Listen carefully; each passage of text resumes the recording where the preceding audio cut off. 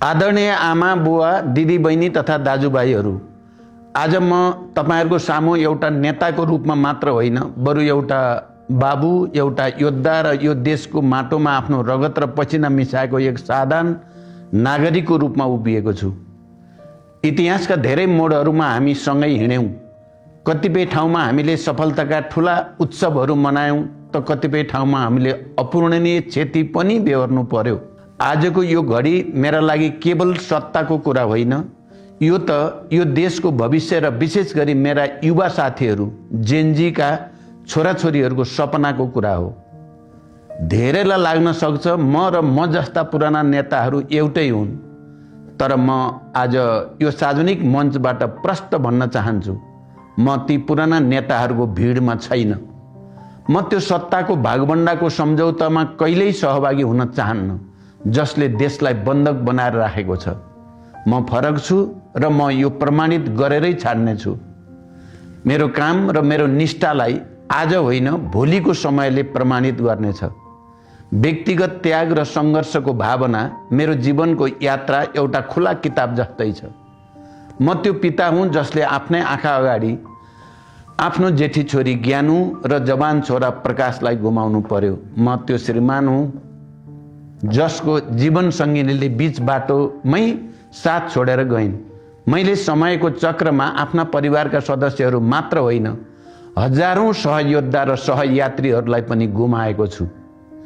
एउटा मान्छेले आफ्नो जीवनमा जे जति गुमाउन सक्छ मैले ती सबै गुमाएँ। तर मलाई अझै पनि के कुराले अगाडि बढ्न प्रेरित गर्छ भने यो सङ्घर्ष मेरो व्यक्तिगत होइन, यो त ती हजारौं शहीदहरूको सपना पूरा गर्ने यात्रा हो जसले एउटा सुन्दर र समृद्ध नेपालको लागि आफ्नो रगत बगाए। मलाई थाहा छ मेरो परिवार र मेरा कमरेडहरूको यो बलिदान खेर जाने छैन। परिवर्तन अनिवार्य छ र म यो सुनिश्चित गर्नेछु कि त्यो परिवर्तन भएरै छाड्नेछ। मेरा युवा साथीहरू, तपाईहरुले आज जे मागिरहनु भएको छ, भ्रष्टाचारको अन्त्य, पारदर्शिता र एउटा बलियो सरकार, ती मागहरू मैले जनयुद्धका दिनदेखि नै उठाउँदै आएकै माग र एजेन्डा हुन्। मैले लामो समयदेखि भन्दै आएको छु कि यो देशमा राजनीतिक स्थिरता र विकासका लागि प्रत्यक्ष निर्वाचित कार्यकारी प्रमुखको व्यवस्था हुनुपर्दछ। यो संसदीय खेल र कुर्सीको तानातानले देशलाई कति पछाडि धकेल्यो त्यो हामी सबैले देखेका छौं, भोगेका छौं। त्यसैले म भन्छु मेरो माग र तपाईहरुको माग एउटै हो। म तपाईहरुकै पुस्ताको सोच बोकेर हिँडेको यात्री हुँ। हलिउडमा एउटा चर्चित संवाद छ, या त तिमी नायकको रूपमा मर या त आफूलाई खलनायक बनेको हेर्न जीवित रहु। यदि म धेरै अघि बिदा भएको भए सायद देशले मलाई नायकको रूपमा मात्र सम्झिन्थ्यो होला, तर म खलनायक बनेर इतिहासको पानामा हराउन चाहन्न। म यो देशलाई सही दिशामा नपुर्याएसम्म विश्राम लिने छैन। तपाईहरुले मलाई आज कुन रूपमा देख्नुहुन्छ यो तपाईहरुको स्वतन्त्रता र अधिकारको कुरा हो, तर मेरो अभावमा मेरो उपस्थितिको महसुस तब हुनेछ जब तपाईहरुले मैले कोरेका परिवर्तनहरूलाई भोग्नु हुनेछ। म हार मान्न तयार छैन किनकि मेरो काम अझै सकिएको छैन। म नयाँ विचारहरूका लागि सधैँ खुला छु। म नयाँ पुस्तालाई स्वागत गर्दछु र नयाँपनलाई आत्मसात गर्न तयार छु। तर एउटा कुरा याद राख्नुहोस्, हरेक चम्किलो चीज हीरा हुँदैन।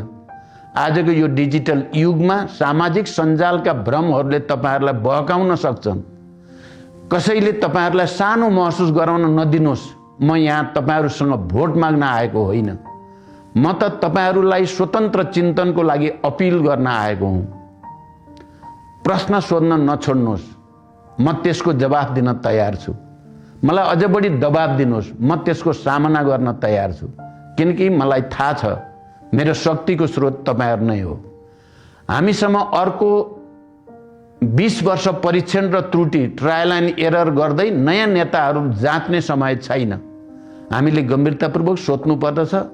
म ती वीर शहीदहरूप्रति नमन गर्दछु जसले नेपालको सुन्दर भविष्यका लागि आफ्नो ज्यानको आहुति दिनुभयो।